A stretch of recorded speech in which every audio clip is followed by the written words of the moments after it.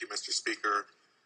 Friends of the House, I have been waiting on this day for a long, long time. And many people wonder why a freshman Democrat would actually be the only one that support a charter school bill. And it has been a very hard road for me to travel because many of my colleagues are my heroes and they are my friends. But I had to be true to myself and true to my campaign promise that the representative from the 60th District will not allow you or anyone on either side to hold my kids hostages for your talking points. 41% of African American males do not graduate from high school. That is not okay. 6 schools in my district are performing at less than 45%, and that is not okay. I have 3 elementary schools that are on the verge of being closed in my district if they don't hit 60%. So we have launched a campaign called Operation 100% Can to extend the day to make sure that these students would have the opportunity to get to 60%. But guess what, folks? We're going to have a celebration and we're going to say, yay, yay, yay, yay, because 60% of the people in that school are passing. But guess what? I still have 40% that are not, and that is not okay.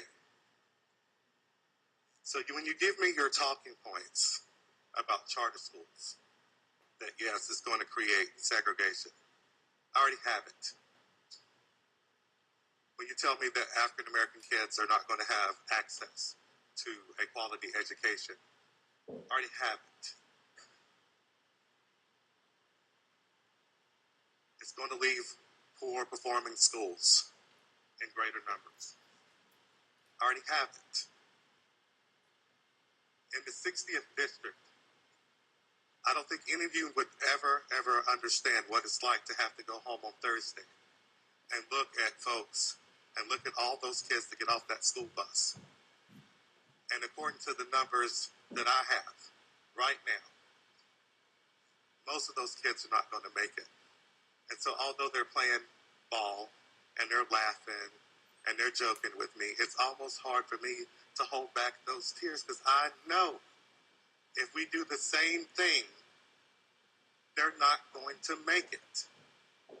So I promised myself and I promised my district that I was not going to come here and have the same conversation that we had that created 40, 50 years of these same numbers. Is this bill perfect? No. No bill is ever perfect.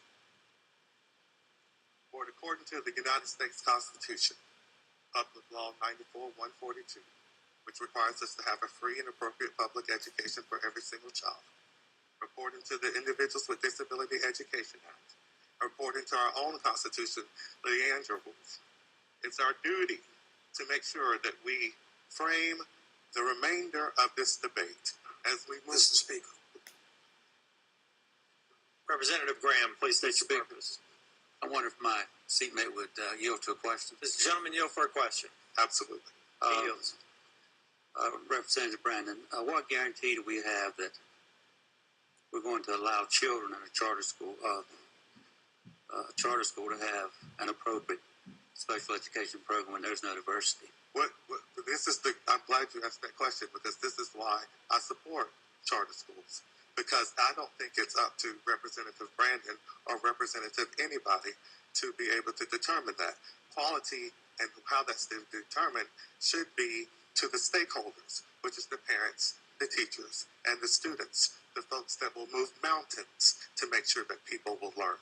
And so I think that by giving folks the opportunity to define what that is, I think that automatically improves the quality of education. I don't know what the needs are in Beaufort County, and I'm uncomfortable making decisions about it.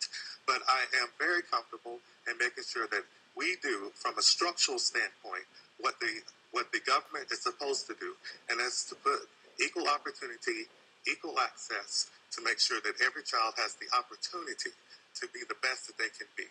And that's all we can do from this standpoint.